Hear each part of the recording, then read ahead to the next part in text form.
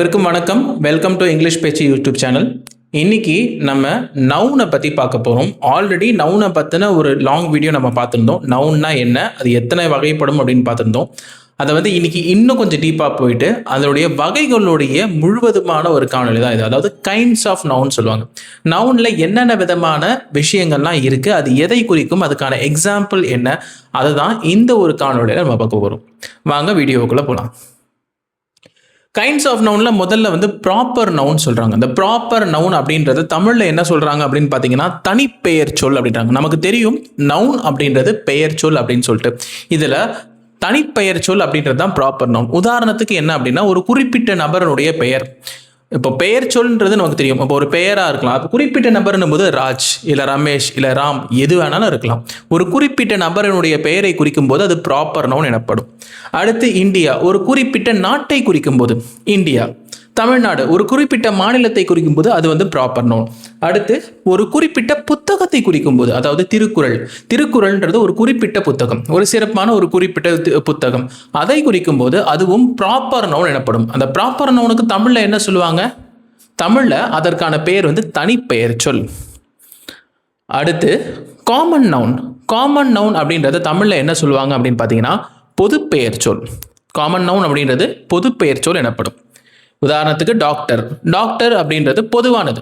இப்போ இந்த டாக்டர் அந்த டாக்டர் கிடையாது. டாக்டர் ஒரு மருத்துவர். மருத்துவர் அப்படின்றது ஒரு பொதுவான விஷயம். அதனால் அது காமன் நவுன் எனப்படும். அடுத்து டைகர். டைகர்ன்றது ஒரு பொதுவான ஒரு விலங்கு. அதில் இந்த நாட்டு டைகர், இந்த ஸ்டேட்டுடைய டைகர்லாம் கிடையாது. டைகர் ஒரு பொதுவான விலங்கு. அடுத்து ரோஸ். ரோஸ் அப்படின்றது ஒரு பொதுவான மலர். இப்போ இதே இதை ப்ராப்பர் நவுனா நம்ம சொல்லணும் அப்படின்னா பிங்க் ரோஸ் இல்லை பிளாக் ரோஸ் இல்லை ஒயிட் ரோஸ் எப்படி வேணாலும் சொல்லலாம். இந்த இடத்துல என்ன சொல்லியிருக்காங்க? ரோஸ், அதாவது ஒரு மலர். அந்த ரோஸ் அப்படின்றத காமன் நவுன் பொது பெயர் சொல்ல வந்துடும். அடுத்து ஸ்கூல். ஸ்கூல் அப்படின்றது பொதுவான ஒரு ஸ்கூல். எந்த ஸ்கூல்னு சொல்லியிருந்தா அது ப்ராப்பர் நவுன் ஆயிருக்கும். பொதுவாக ஸ்கூல் அப்படின்னு சொன்னால் அது காமன் நவுன் பொது பெயர் சொல் எனப்படும். அடுத்து கலெக்டிவ் நவுன். மூன்றாவது விஷயம் என்ன அப்படின்னு பார்த்தீங்கன்னா கலெக்டிவ் நவுன். கலெக்டிவ் நவுனுக்கு தமிழில் என்ன சொல்லுவாங்க? குழு பெயர் சொல்னு சொல்லுவாங்க. குழு பெயர் சொல், அதாவது ஒரு குழுவாக இருக்கிறது, ஒரு டீமாக இருக்கிறது. ஒருத்தர் இல்லாமல் ஒரு 4-5 பேரோ இல்லை 10 பேரோ இல்லை 50-100 பேரோ அந்த மாதிரி ஒரு குழுக்களாக இருப்பது கலெக்டிவ் நவுன்ஸ் எனப்படும். உதாரணத்துக்கு ஆர்மி. ஆர்மி அப்படின்றது பட்டாளம் சொல்கிறோம் இல்லையா, இராணுவம் பட்டாளம் சொல்கிறோம் இல்லையா, அதில் நிறைய பேர் இருப்பாங்க இல்லையா. ஸோ அதனால் அது ஒரு கலெக்டிவ் நவுன். நேவியாக இருக்கலாம், இல்லை ஒரு பெரிய ஒரு ஏர்ஃபோர்ஸில் இருக்கக்கூடிய ஒரு டீமாக சிப்பாய்ஸாக இருக்கலாம். இது எல்லாமே கலெக்டிவ் நவுன். அடுத்து ஃப்ளாக். இந்த ஃப்ளாக் அப்படின்றது என்ன அப்படின்னு பார்த்தீங்கன்னா பறவைகளுடைய கூட்டம் சொல்லுவாங்க இல்லையா.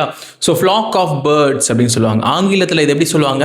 ஃப்ளாக் ஆஃப் பேர்ட்ஸ் அப்படின்னா பறக்கக்கூடிய பறவைகளுடைய கூட்டம். அதை தான் ஃப்ளாக் ஆஃப் பேர்ட்ஸ்ன்னு சொல்லுவாங்க. இப்போ இது ஒரு குழு பெயர் சொல் தான், அதாவது கலெக்டிவ் நவுன் தான். அடுத்து கெனல். கெனல் அப்படின்றது என்ன அப்படின்னு பார்த்தீங்கன்னா நாய் கூட்டத்தை குறிக்கும். நாய் கூட்டமாக இருக்குது இல்லையா, அந்த நாய் கூட்டத்துக்கு என்ன சொல்லுவாங்கன்னு பார்த்தீங்கன்னா கெனல் அப்படின்னு சொல்லுவாங்க. அடுத்து பஞ்ச். பஞ்சுன்றது உதாரணத்துக்கு ஒரு பஞ்ச் ஆஃப் புக்ஸ்ன்னு சொல்லலாம், இல்லை பஞ்ச் ஆஃப் ஒரு பென்சில்ஸ்ன்னு சொல்லலாம். அதாவது ஒரு பொருள் மொத்தமாக ஒரு பஞ்சாக ஒரு மொத்தமாக ஒரு கட்டி வைப்பாங்க இல்லையா. ஸோ அந்த மாதிரி இருந்தால் அதை பஞ்ச் அப்படின்னு சொல்லுவாங்க. அதுவுமே கலெக்டிவ் நவுன் அப்படின்னு தான் சொல்லுவாங்க. கலெக்டிவ் நவுன் அப்படின்றது முதல்ல இருந்து சொல்லிடுறேன். கலெக்டிவ் நவுன் அப்படின்றது என்ன அப்படின்னு பார்த்தீங்கன்னா மொத்தமாக ஒரு குழுவாக இருக்கக்கூடிய விஷயங்கள். உதாரணத்துக்கு ஒரு ஆர்மியாக இருக்கலாம், இல்லை ஒரு நேவியாக இருக்கலாம், இல்லை ஃப்ளாக்ன்றது பறவைகளுடைய கூட்டமாக இருக்கலாம், இல்லை கெனல். கெனல் அப்படின்றது நாய் கூட்டம்.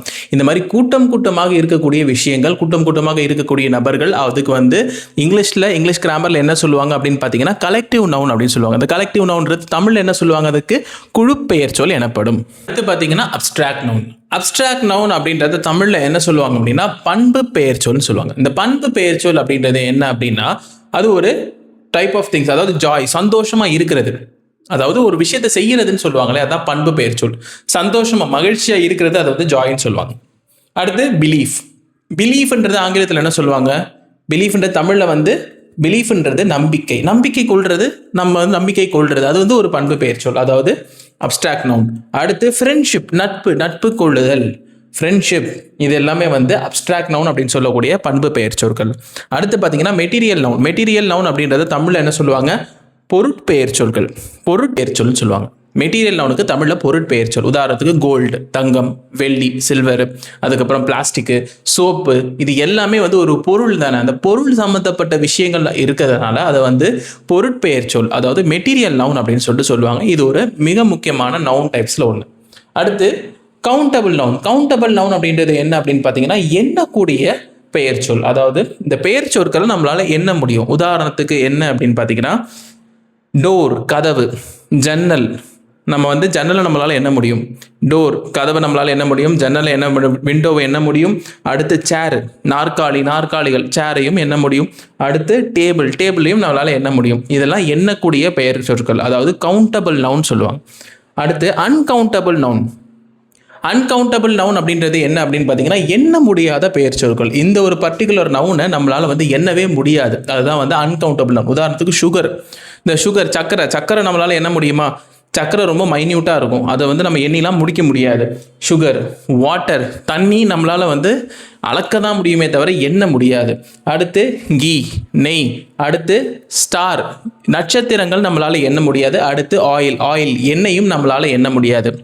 இன்னைக்கு நம்ம பார்த்தது இந்த பெயர் சொற்கள், அதாவது நவுன்ல இருக்கக்கூடிய மிக முக்கியமான கைண்ட்ஸ் ஆஃப் நவுன்.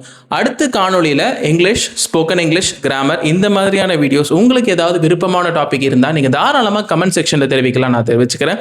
மேலும் அடுத்த ஒரு காணொலியில் உங்களை சந்திக்கும் வரை உங்களிடமிருந்து விடைபெறுகிறேன். நன்றி, வணக்கம்.